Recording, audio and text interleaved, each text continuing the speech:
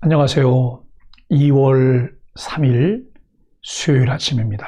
말씀과 함께 새롭게 여는 소망의 아침을 시작하겠습니다.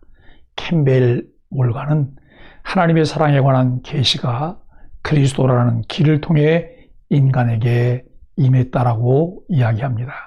사도행전 22장 1절로 11절까지 말씀을 통해서 삶의 방향을 완전히 바꾼 만남이라고 하는 주제로 함께 은혜를 나누기를 원합니다. 바울이 율법을 비방하고 성전을 더럽혔다는 오해로 유대인들에게 핍박을 받습니다. 그는 공회와 법정에서 자기 변호의 기회를 복음 전파의 기회로 삼습니다. 하나님이 바울을 죽음의 위협에서 수차례 보호하심은 그에게 사명이 있기 때문이었습니다. 하나님은 로마 선교를 향한 그분의 뜻이 이루어지도록 섭리하셨고 지금도 땅끝 선교를 위해 일하십니다. 바울은 3번에 걸친 전도 여행을 마치고 예루살렘에 도착합니다. 동역자들과 함께 성전에 들어가 결례를 행하는데 그곳에서 소동이 일어납니다. 소동의 주모자들은 아시아에서 온 유대인들입니다. 바울은 체포되어 끌려가다가 기지를 발휘해 군중 앞에서 변명할 기회를 얻습니다. 군중들이 알아들을 수 있는 히브리 말로 자신의 출신과 이력을 소개하고 다메섹으로 가다가 예수님을 만났다고 전합니다. 하지만 주님이 자신을 이방인에게 보내셨다고 바울이 말하자 성난 군중은 그를 죽이려 합니다.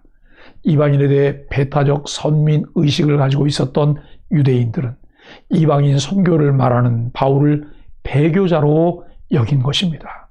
바울은 자신이 길리기아 다소 출신으로 가말리엘 문화에서 교육받은 유대인임을 밝힙니다.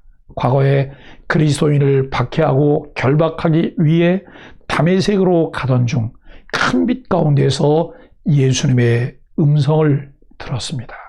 그리고 앞을 볼 수 없게 된 상태로 주님의 명령을 따라 다메섹에 들어갔습니다. 복음을 전할 때 먼저 공감대를 형성하는 것이 지혜로운 방법입니다. 처음 만나는 사람에게 복음을 전하기 위해 어떻게 접촉점을 가져야 하는지를 생각하며 자연스럽게 관계를 형성하는 것이 효과적으로 복음을 전할 수 있는 방법입니다. 바울은 자기를 변호하는 자리에서 신앙 간증을 시작합니다. 이때 헬라말 대신 히브리말을 사용하며 민족적 동질성을 내세우고 자신이 가말리엘 문화에서 배워 율법에 정통한 사람임을 강조합니다. 이는 자신이 전하는 복음에 유대인들이 열린 마음으로 귀를 기울이게 하기 위함입니다. 우리의 출신이나 배경 등은 자기 자랑이 아닌 복음 전파를 위해 사용되어야 합니다. 예수님을 만나 거듭나기 전에는 바울도 유대인들과 다를 바 없었습니다. 하나님과 율법에 대한 종교적 열심이 컸던 그는 그리스도의 도를 따르는 사람들을 핍박하는 데 앞장섰습니다. 열심보다 중요한 것은 방향입니다. 그런데 그 방향을 효과적으로 가기 위해 누구와 함께 가느냐가 매우 중요합니다. 우리는 예수님을 만난 사람으로 예수님과 함께 하나님을 기쁘시게 하는 일에 하나님의 열심을 내야 합니다. 과거 바울의 모습은 어떤 점에서 유대인들과 다를 바가 없었을까요? 나는 무엇에 열심을 내고 있으며 그것이 하나님의 뜻과 얼마나 일치하는 하나님의 열심인지 점검해 보아야 합니다. 우리의 구원과 전인적 변화는 주님이 우리를 찾아오심으로 시작됩니다. 바울은 그리스도인들을 잡아들이려고 다메섹으로 가던 길에 예수님을 극적으로 만난 경험을 말합니다. 이는 박해받는 이들의 대표이신 주님이 전적으로 주도하신 만남입니다. 살아계신 주님이 바울에게 친히 말씀하시며 그가 박해받는 예수가 어떤 분인지 알게 하십니다. 초자연적인 빛 때문에 앞을 볼 수 없게 된 후에야 바울은 그때까지 자신이 영적인 소경으로 살아왔다는 것을 깨닫게 되었습니다. 주님이 살아계셔서 내 모든 삶을 보고 아시는 분임을 깨달은 사람은 인간적인 생각과 혈기로 하려던 일을 내려놓습니다. 그리고 내가 무엇 하기를 원하시는지 주님께 겸손히 묻습니다. 예수님과 대화를 통해 바울의 가치관은 어떻게 변화되어 갔을까요? 예수님을 인격적으로 만난 후 내 삶에 찾아온 가장 큰 변화는 무엇인가요? 글로리아 스타이넘은 미국의 대표적인 페미니스트 작가이자 사회운동가입니다. 1960년대와 1970년대 여성 해방과 여성의 지위 향상을 앞장서 외쳤던 그녀가 내부로부터의 혁명이라는 책을 냈을 때 미국 사회는 충격을 받았습니다. 나는 지금껏 외적인 혁명을 일으키기 위해 살아왔다. 그러나 그런 변화는 아무런 의미가 없다. 진정한 변화는 안으로부터의 혁명에 있다. 즉, 자기 자신이 누구인지를 찾아야 하는 것이다. 그녀의 말은 자기 인생을 지배해왔던 가치관을 완전히 뒤집는 것이었습니다. 그리스도를 통해 새 사람이 되면 안목이 바뀝니다. 새로운 세계를 향해 눈이 열려 새로운 삶의 장을 열게 됩니다. 그리스도인은 허무의 세계를 뛰어넘어 영적 세계를 발견한 사람들입니다.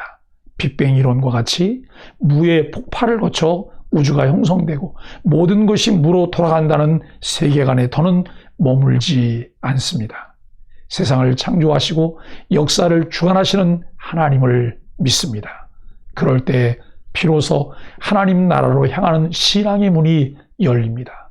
썩어 없어질 육신뿐인 세상에서 영원한 하나님 나라라는 새로운 세계로 옮겨가는 것, 이것이 진정한 변화입니다.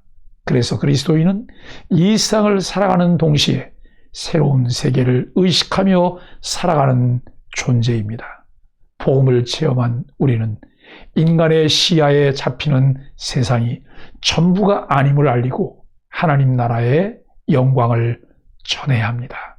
사랑하는 소망의 가족 여러분, 바울은 어렵게 로마 천부장의 허락을 받아서 복음을 전할 기회를 얻었습니다.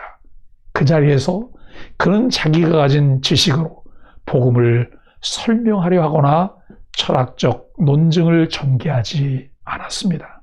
다만 스스로 체험한 일을 명료하고 사실적으로 소개합니다. 그는 정통한 율법학자였지만 복음이란 논리로 굴복시키는 것이 아님을 알고 있었습니다.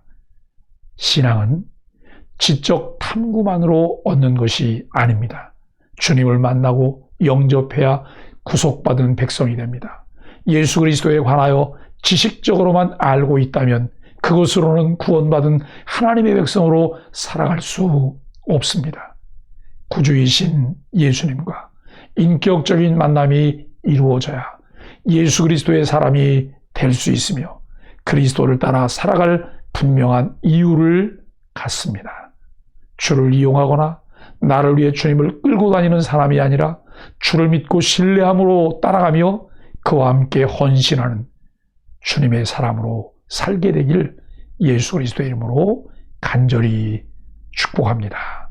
함께 기도하겠습니다.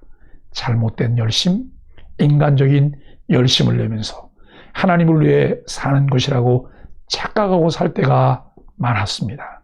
그릇된 길로 가던 삶이 예수 그리스도와의 인격적인 만남을 통해 반전되기를 원합니다.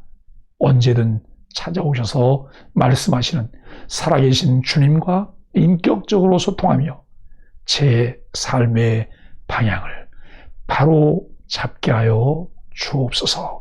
예수님의 이름으로 간절히 기도드립니다. 아멘.